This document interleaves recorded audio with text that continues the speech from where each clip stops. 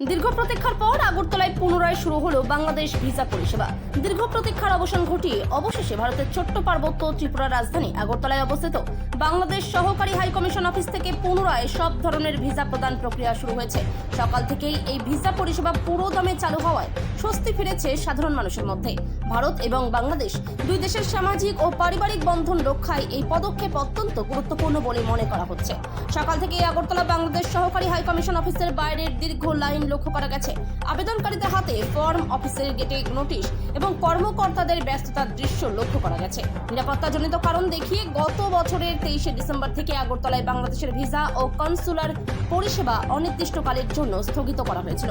এর ফলে গত 2 মাস ধরে ত্রিপুরা তথা উত্তর পূর্ব ভারতের বহু মানুষ চরম দুর্ভোগে পড়েন। বিশেষ করে চিকিৎসা, শিক্ষা এবং ওপার বাংলায় আত্মীয় স্বজনের কাছে যাওয়ার জন্য যারা অপেক্ষায় ছিলেন, তাদের দীর্ঘ প্রতীক্ষা শেষ হলো আজ। বাংলাদেশ সহকারী হাই কমিশন অফিস সূত্রে জানানো হয়েছে, এখন থেকে পর্যটক, চিকিৎসা, ব্যবসায়িক এবং শিক্ষার্থী সহ সব ধরনের ভিসার আবেদন গ্রহণ ও যাচাইকরণ প্রক্রিয়া স্বাভাবিক নিয়মে চলবে। আমরা প্রায় 2 মাস অপেক্ষা করছিলাম। ত্রিপুরা থেকে বিক্রম কর্মকারের রিপোর্ট, বিগ নিউজ বাংলা। কোথায় যাব বলতে অনেক দিন ধরে তো ভিসা অফিস বন্ধ আসতো অসুবিধায়।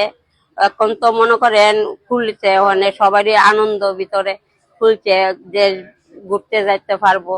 এই কারণে ওখানে সবারই আনন্দের বিষয়ে এখানে এসেছে, বুঝেন না। আমি যাব নরসিংদী, বাংলাদেশ নরসিংদী। হ্যাঁ, খুব খুশি।